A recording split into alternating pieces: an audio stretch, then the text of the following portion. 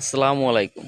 ভারত ফারাক্কার বাঁধ খুলে তার শয়তানের পরিচয় দিল এবং ভারতের এই নির্মম পরিহাস কিভাবে কেড়ে নিল উত্তর অঞ্চলের মানুষের রাতের ঘুম। ভারতের এই মস্করার মাসুল দিতে হচ্ছে তাদের জীবন দিয়ে। দেখুন কিভাবে তারা ছুটছে পানির ভিতর থেকে জীবন বাঁচাতে। ভারতের কাছে আছে ফারাক্কার বাঁধ, আমাদের বাংলাদেশের কি কিছুই করার নেই? আছে। সরকারকে জানাই, চীনের এই প্রকল্পকে, তিস্তা চুক্তি যেটা চীন করতে আগ্রহী, এই প্রকল্প অবিলম্বে তাদের কাছে দিয়ে দেওয়া হোক। এবং চীন এটা করতে অনেক আগ্রহী, তাহলেই ভারত বুঝবে কত ধানে কত চাল।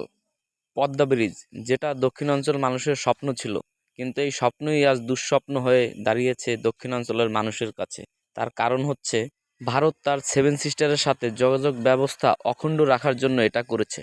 কারণ পশ্চিমবঙ্গ থেকে ত্রিপুরায় যেতে যে সময় লাগে, তার 1/3 ভাগ সময় লাগবে পশ্চিমবঙ্গ থেকে বাংলাদেশের উপর থেকে ত্রিপুরায় যেতে। এই রেল লাইন দিয়ে তো ভারতের আর ত্রিপুরার যোগাযোগ ব্যবস্থা ভালো হবে, তাহলে বাংলাদেশের লাভ কি? বাংলাদেশের তো এখানে কোনো লাভ নেই, আর বাংলাদেশে আপনারা দখলে নিয়ে যাচ্ছেন। তাই এই রেল লাইন বন্ধ করে দেওয়া হোক। আপনারা অনেকেই লুৎফুজ্জামান বাবরের কথা শুনেছেন। ইনি হচ্ছে সেই লুৎফুজ্জামান বাবর, যিনি 2004 সালে 10 ট্রাক অস্ত্র মামলায় গ্রেপ্তার হয়েছিলেন এবং তিনি চেয়েছিলেন এই 10 ট্রাক অস্ত্র দিয়ে সেভেন সিস্টারে আঘাত করতে এবং সেভেন সিস্টারকে ভারত থেকে আলাদা করতে। এখনই সময় এসেছে সেভেন সিস্টারকে ভারত থেকে আলাদা করার। কারণ ব্রিটিশরা যখন ম্যাপ করেছিল, তখন এই সেভেন সিস্টার ভারতের মধ্যে ছিল না।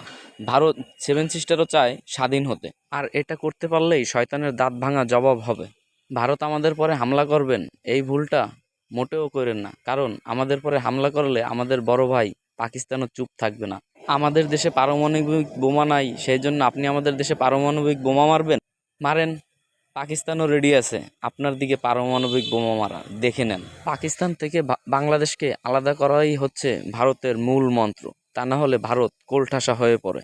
আমরা এই ভারতের এই ফাঁদে পা না দেই, আর ভারতের সকল পণ্য আমরা বয়কট করি, বয়কট ভারত বলি। আল্লাহ হাফেজ। বাংলাদেশ বিশ্বর বুকে মাথা উঁচু করে বাঁচুক। আল্লাহ হাফেজ।